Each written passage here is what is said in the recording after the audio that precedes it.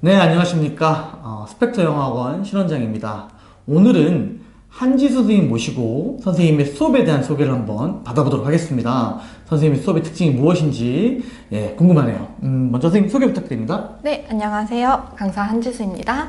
네, 선생님 먼저 우선 선생님이 가르치는 아이들의 대상이 있지 않습니까? 어떤 아이들 대상으로 수업을 하고 계신지 좀 이야기해 주십시오. 네, 저는 우선은 지금까지 영어에 노출이 많이 된 학생들이 이제 입시 영어로 전환을 하려고 하는 학생들을 대상으로 하고 있고요. 목표는 고등학교 1학년 모의고사 1등급입니다.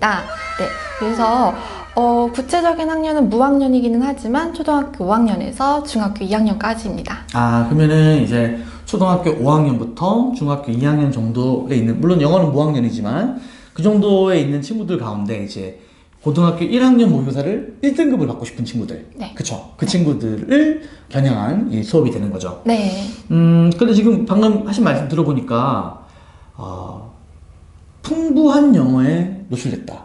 그죠? 네. 근데 이제 입시 영어를 준비한다.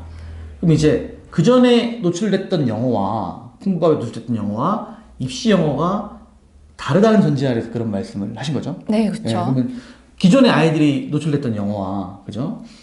이제 선생님께서 지도하실 그 영어는 어떤 차이가 있나요?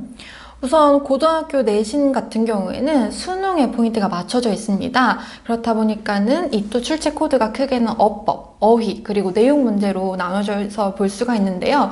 우선 어법 문제 같은 경우에는 학생들이 지금까지 습득한 거는 좀 다양하고 구체적이에요. 다만 이게 비판적으로 보는 훈련이 빠져 있다는 것이 문제죠. 그래서 우리 학생들이 문제를 볼 때 뭐 품사 하나하나 그리고 단어 하나하나를 비판적으로 볼 수 없다면 뭐 점수가 거기선 당연히 셀 수밖에 없게 되고요.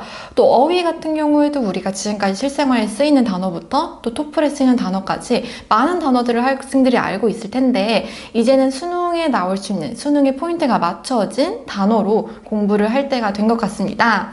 또 내용 문제 같은 경우에도 학생들이 지금까지 지문을 많이 읽어봤을 거예요. 근데 그냥 물 흐르듯이 자연스럽게만 읽어봤다면 이 지문이 진행되는 구조를 파악하기 힘든 경우가 많고 그러다 보면 여기에 쓰이는 접속사라든가 연결 부사들을 집어내기가 힘들어지는 경우가 많습니다. 그래서 이제는 그 부분에 대한 공부를 시작할 때가 되었습니다. 그러니까 쉽게 말하면 고등학교 내신 코드에 맞춘, 그쵸? 그 영어 공부를 한다는 거죠. 이제 선생님께서 지향하는 수업 스타일이 있을 거예요. 네. 선생님의 수업의 뭐랄까 아주 기본적인 어떤 색깔이죠. 선생님 수업의 지향점은 어떤 건지 궁금합니다. 학생들이 지금까지 공부를 굉장히 많이 했어요. 영어 유치원도 다녔고 뭐 학교 끝나고 방과 후 수업도 들어갔고요. 근데 문제는 이게 파편적으로 흩어져 있다는 게 문제입니다. 그래서 현행 입시 체제에 맞춰서 올바르게 꿰어갈 수 있도록 지도하는 것이 제 수업의 목표입니다. 그래서 지금까지 어학원의 선생님들이 학생들에게 많은 구슬들을 주셨다면 저는 이제 그것들을 학생들이 유기적으로 연결을 해서 문제를 잘 풀어나갈 수 있도록 지도하는 것이 제 수업의 목표입니다. 예를 들면은 아이들이 투부정사 처음 들어보진 않을 거예요. 근데 학생들한테 얘들아 부정사가 뭐야? 라고 질문을 했을 때 그거에 대해서 올바르게 대답할 수 있는 아이들은 많지가 않아요. 이게 품사가 정해져 있지 않아서 부정사인데 학생들이 그걸 부정하다라는 부정사랑 헷갈려하는 경우가 많거든요. 일단 이런 부분부터 시작을 해서 또 이것들이 동명사랑 다른 분사라든가 이렇게 준동사하고 어떻게 연결이 되는지 또 그게 나중에는 또 동사랑 준동사랑 어떻게 다르고 그러니까 정확하게 이 자리에는 왜 동사 원형이 아니고 투부정사가 와야 하는지를 저하고 같이 공부를 하게 됩니다. 그러니까 일단 우리 아이들이 이제 어릴 때부터 영어에 워낙 많이 노출이 됐으니까 구슬들은 가지고 있다는 거죠. 이렇게. 그렇죠. 근데 이제 이게 정확하게 유기적으로 꿰어지지 않으면 점수로 연결이 안 되는데 선생님께서는 그 작업을 해주신다는 거죠. 아이들이 가지고 있는 구슬 또 뭐 좀 구슬이 부족하면 채워도 주시죠. 그렇죠. 이 부족한 구슬은 채워주고, 그죠? 또 구슬들이 흩어져 있는데 이것들을 꿰어서 어떻게 현행 영어 입시에 반영되는지를 이렇게 꿰어서 아이들을 지도해 주신다. 이런 취지를 이해하면 되는 거죠. 네. 네, 그렇구나. 그러면은 좀 구체적으로 선생님 이제 그 어휘부터 어떻게 수업이 진행되는지 좀 설명 부탁드립니다. 네, 우선은 세상에 굉장히 많은 어휘들이 있죠. 근데 그 어휘들이 다 중요한 건 아니죠.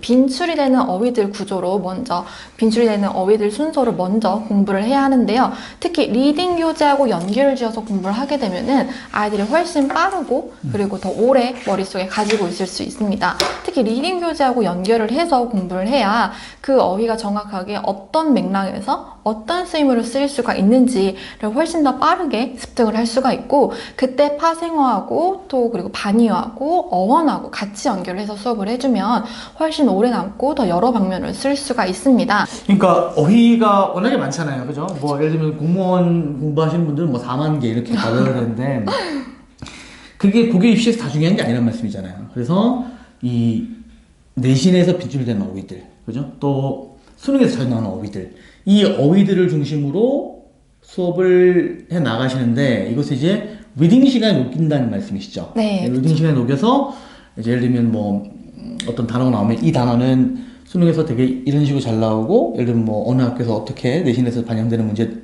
어휘들이고, 또 거기에 해당되는 파생어라든지 또는 유의어 이런 것들도 같이 잡아주고 뉘앙스들도 차이를 잡아준다. 네. 이 말씀이시죠? 네, 근데 그쵸. 그거를 독해 시간에 녹여서 네. 진행을 해 나가신다는 얘기네요. 알겠습니다. 그러면은 어법은 이제 애들이 되게 힘들어 하잖아요. 진짜 선생님들마다 문법 수업에 대해서 저는 되게 제일 궁금한 게 많아요. 예. 한지 선생님 문법 수업은 어떻게 진행됩니까? 우선은 중학교 내신하고 고등학교 내신에 큰 차이가 있어요. 중학교 내신은 한 단원의 출제 포인트 2개씩, 그래서 우리가 2단원씩 시험을 보니까 4가지 출제 포인트만 정확하게 공부를 해서 가면 돼요. 그런데 고등학교는 어법에 출제 범위라는 게 없습니다. 그러니까 학생들이 시험장에 갈 때 모든 어법을 다 알고 있어야 돼요. 근데 거기다가 그 어법들이 유기적으로 연결이 되어 있어야 정확하게 모든 문제들을 풀어낼 수가 있는 겁니다.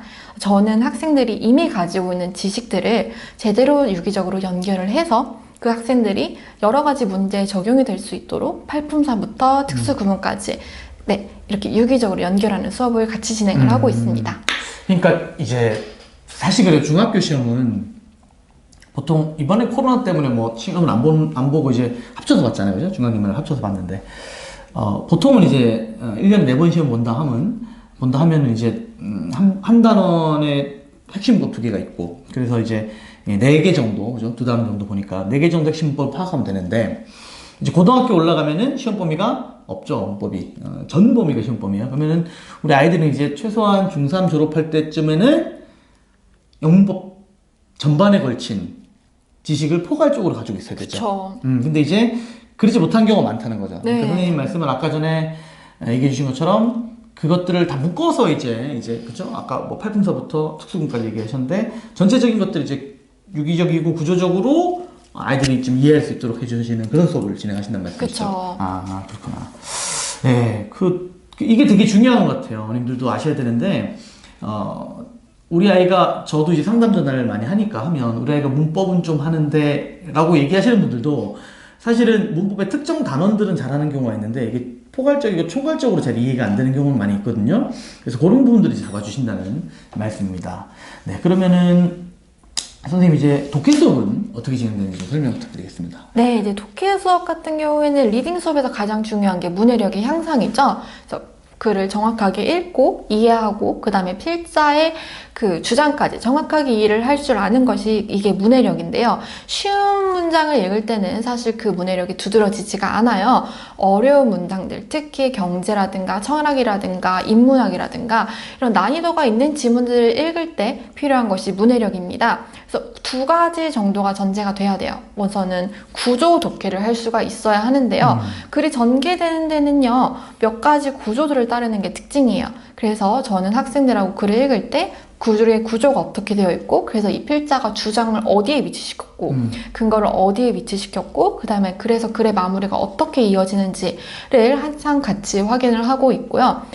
또 첫 번째 문장에서 막히는 굉장히 어려운 문장들이 있어요. 이런 지문 같은 경우에는 선지식이 굉장히 중요합니다. 방금 말씀드린 그런 예술 지문, 뭐 철학 지문, 이런 지문들은 선지식을 알고 있으면 글을 훨씬 쉽게 읽어낼 수가 있어요.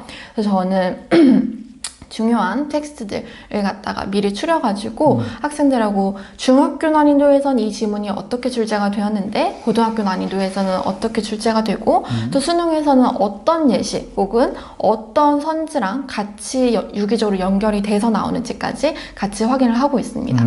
예. 그러니까 제가 저한테 지금 머릿속에 두 가지 키워드가 들어왔는데 하나는 구조독해. 그러니까 아이들이 뭐 쉬운 글이야 그냥 읽으면 되죠. 근데 이제 난이도가 있는 글에서 그 필자의 주장을 빨리 찾아내는 게 핵심인데 네. 그걸 위해서 구조적으로 글을 파악하는 훈련을 시키신다. 예. 두 번째는 이 선지식이란 말을 하셨죠. 그러니까 아이들이 어떤 시험 문제가 예를 들면 확증 편향에 대한 글이다. 그러면 아이들이 확증 편향에 대한 내용을 미리 알고 있으면 글을 훨씬 빨리 읽을 수 있잖아요. 그쵸. 근데 그런 훈련들을 이제 다양한 텍스트를 통해서 시키신다는 거죠. 네. 다양한 예술, 철학, 문학, 그죠? 이런 네. 식으로 이제 아이들의 훈련을 시키신다. 그래서 구조 독해와 선지식 강화. 이걸 선생님의 독해 수업의 특징으로 보면 되겠죠. 아, 그렇군요. 네. 그래서 지금까지 한지 선생님이 이제 수업에 대한 소개 받아봤는데, 어머니께서 파악하실 게 제가 느낀 바는 그래요. 주쌤이니까 우리 아이들이 일단 기본적으로 영어를 어느 정도 만들어 놨다. 기본적인 구술들을 가지고 있다는 전제 아래서 이 구술들을 잘 엮어서 효과적으로 성적으로 연결시키는데 초점을 둔 강의를 하신다는 거죠. 네. 알겠습니다. 그래서 대상은 이제 고1 모의고사를 1등급을 받고자 하는 친구도 있을 거예요. 그래서 이 친구들을 대상으로 해서 연령대는 이제 한 6학년, 5학년, 6학년부터 중1, 2 정도까지 이 친구들이 빠르게 고1 모의고사 1등급을 만들 수 있는 수업이니까 믿고 맡기시면 좋을 것 같습니다. 네, 감사합니다. 우리 같이 인사드릴까요? 네. 고맙습니다.